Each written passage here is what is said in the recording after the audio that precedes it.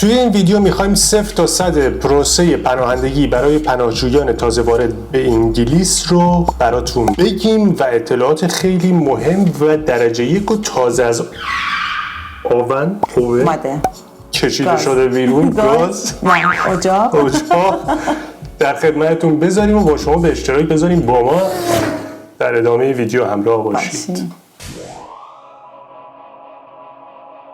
سلام به همه بچه، خوش اومدیم به یه ویدیوی دیگه از اونجایی که بحث مهاجرت داغه. دوباره ما می‌خوایم در مورد در واقع سری از مسائل مهاجرتی صحبت بکنیم و امروز همونجوری که رسول گفت می‌خوایم در مورد 0 تا 100 اینکه چه اتفاقی میفته وقتی یک پناهجو وارد این کشور میشه تا وقتی که بتونه دیگه اون جواب قبولیشو بگیره که قبول بکنن که تو این کشور بمونه صحبت بکنیم. چند تا نکته وجود داره، یعنی چند تا مرحله هستش از موقع ورود شما به کشور به خاک انگلستان.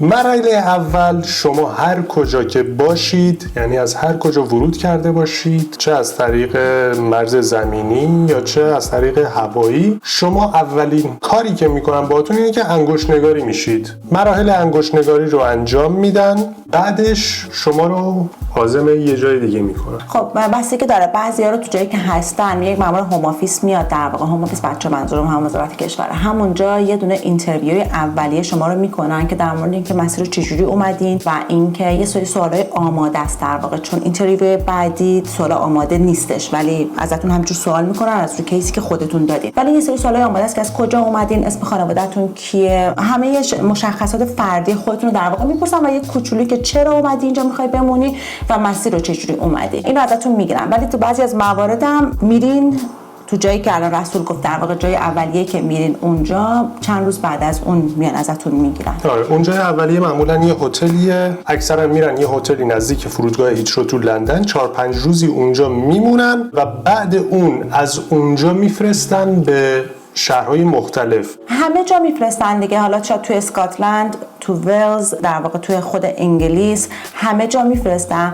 قدیمی ترها رو میفرستادن در واقع تو شهرهای بزرگ، ولی الان تو حتی شهرهای خیلی کوچیک یا حتی روستاها میفرستن. یعنی هر جا که هتل انقدر جا داره، انقدر پناهجو زیاد شده که هر جا که جا هست میفرستن در واقع. آره دیگه اونجا میمونن تا به پرونده پناهندگیشون رسیدگی بشه. وقتی که شما در واقع از تو اون هتل‌ها به هتل‌های دیگه فرستاده میشین، اونجا میمونن پناهجو اونجا تا اینکه براشون یه فرمایی رو پر میکنن به اسم سکشن 95 که این در واقع فرمی هستش که کمک میکنه دولت بهشون هم مسکن بده هم کمک مالی بکنه. حالا یه سری افراد هستن که اینجا کسی رو دارن میرن خونه های اونا میمونن دیگه، مسکن لازم ندارن، خب فقط بهشون کمک مالی میشه. یه ده اصلا نه، جفتشو میخوان بگیرن. وقتی که تو هتل تو کوتاه مدت هستین یه کمک غذا که بهتون میدن در واقع، ولی یه کمک مالی کوچیکم میشه که رسول 9 پوند یا 10 پوند هفته‌ای لازم بهداشتی یا اینکه اگه چیز کوچیکی میخواین برای خودتون بگیرین و اینا رو بهتون میدن. وقتی که این فرم در واقع انجام شد، همین سکشن 95 این ارسال میشه به در واقع وزارت کشور. وزارت کشور که تاییدش کرد یه دونه گواهینامه بهتون میدن که قبول شده، این یه کارت مالی پولی بهتون میدن که در واقع پولتون توش ریخته میشه که بهش میگن اسپن کارت. بعد دیگه شما اینجا میمونین تو لیست انتظار تا خونه دائمی ترتون رو بهتون بدن. در واقع این هتل‌ها موقته، ولی الان ماه‌ها و سال‌ها هم توی این خونه موقتا میمونن. توی هتل‌ها میمونن و بعد از اون اگه جا باشه میرن توی خونه‌های موقت که 4 تا 5 نفر حتی شده 5 نفر هم توی یه خونه بودن.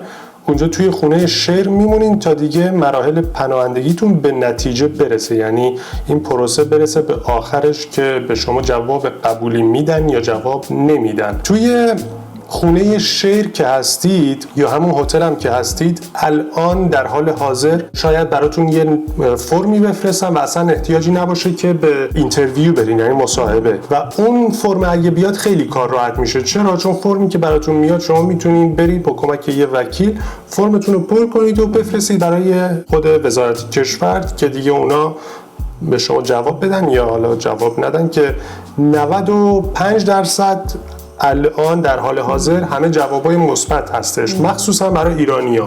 این جواب خیلی خوبه دیگه، هر کسی رو هوا نمیمونه، جواب رو میدن دیر یا زود. و بچه این خونه‌های شری که میرین در واقع اگر که خانواده باشین خب اون خونه فقط به خودتون میدن. اگه مجرد باشین یه خونه‌های زنانه هست، خونه‌های مردانه اینجوری جدا میکنن.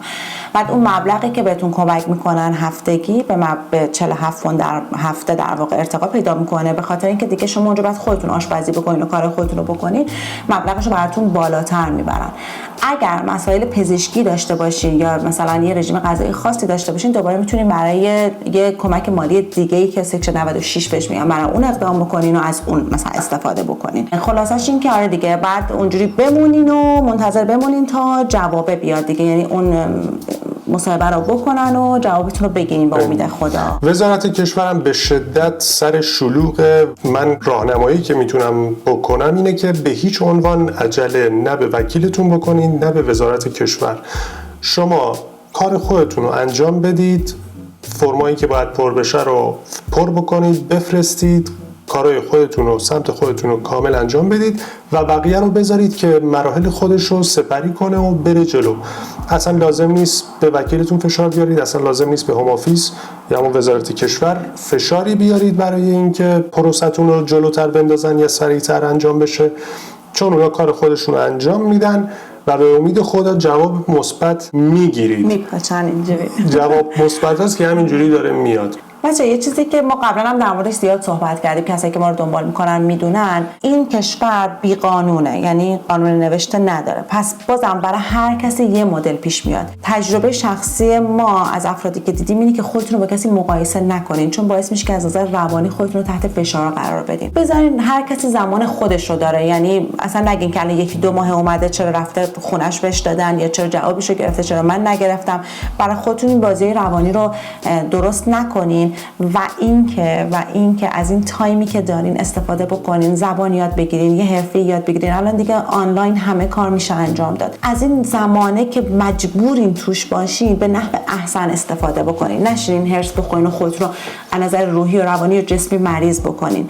میگم اینا بازم تجربه هایی که من از بقیه دیدم و بعدن که جوابشون اومده مثلا گفتن چرا ما از اون زمان استفاده نکردیم و چرا انقدر هرس خوردیم، چون به محض اینکه تو جوابتو بگیری تازه مشکلاتت که مشکلات تا کارات چند برابر میشه دیگه. آره چون اون موقع نشستی برای خودت کرایه خونت رو یکی میده، پول غذا تو یکی میده، ریلکسی میتونی ازش استفاده کنی، یه چیز خوب از توش در بیاد. میتونیم بعداً یه ویدیویی هم در مورد اینکه کسایی که جواب میگیرن بعد جواب گرفتن چه مراحلی رو پیش رو دارن، میتونیم یه ویدیو هم در اون مورد بسازیم. ولی این ویدیو مخصوص کسایی هستش که جواب ندارن و پناهجو هستن و درخواست پناهندگی دادن. اون نکته‌ای که گفتی هیچ کی رو با خودتون مقایسه نکنید خیلی نکته مهمیه، چون 2 نفر میتونن در یک زمان در یک جا با هم اعلام پناهندگی بکنن و حتی کیسشون هم یک چیز باشه، شرایطشون یک چیز باشه، ولی جواب یکیشون توی 2-3 ماه بیاد و جواب اون یکی توی 1.5 سال، 1 سال، بعضا 2 سال طول بکشه جوابش بیاد. به خاطر همین به هیچ عنوان روی هیچ قانونی نباید حساب باز کرد. اینایی هم که گفتیم برای این تایم احتمالش هست 1 ماه دیگه قانون عوض بشه، اصلا یه سری چیزای جدیدتر بیاد. این چیزایی که ما میگیم کلی هستش، به هیچ عنوان جزئی نیست. کلیتش زیاد تغییر نخواهد کرد ولی شاید در جزئیاتش مثلا درسته. آره حالا ما میگیم ولی باز نمیتونیم 100% باز اونم بگیم، ولی در کل قانونای اصلی همینی هستش که گفتیم. ولی خب یه سری چیزا مثل قانون رواندا، نمیدونم یه سری چیزا مثل کشتی فلانجا که اسمش یهو اینجور چیزا این لابلا میزنه بیرون. دارن میکنن دیگه، شرایط کلا سخت‌تر دارن میکنن. همین موندن پناهجو توی این هتل‌ها خب چندین سال پیش اصلا اینجوری نبودش دیگه، حداقل ملت میرفتن تو خونه‌هاشون زندگی میکردن. الان به هر حال سخته دیگه. ما میگیم هتل هم فکر نکنین هتل 5 ستاره ها، بچه‌ای که هستن میدونن این اونم سختی خودش رو داره دیگه. به هر حال میگذره. آره یعنی راهیه که دیگه انتخاب شده دیگه، بهتره که از توش بهترین بیاد بیرون. دقیقاً. نه اینکه 1000 تا مریضی بیاد بیرون. اگه خوشتون اومد، اگه ویدیو مفید واقع شد، لطفاً دکمه لایک رو بزنید تا ویدیو به کسای بیشتری پیشنهاد داده بشه و اینکه کامنت بذارید، نظرات خودتون رو بگید، مخصوصا بچه‌هایی که توی هتل هستن از شرایط خودشون بگن. اگه کمکی احتیاج دارن اون پایین زیر همین ویدیو کامنت بذارن، بلکه که کسای دیگه بتونن کمک بکنن و اینکه نظرات خودشونو بگن و راهنمایی بتونن بکنن شما رو توی مراحلی که پیش رو دارید. بچه یه پیج هم هست ایرانیان یوکی، حالا به رسول میگم حتما بذارتش، توی اون خیلی ایرانی ها به هم دیگه کمک میکنن. حالا بعضی هم از خجالت هم دیگه جورای دیگه در میان، ولی در کل اگه سوالی دارین یا مثلا اگه کمکی میخواین، خیلی از بچه‌ها هستن میرن هتل‌ها کمک میکنن، غذا میبرن، پوشاک میبرن.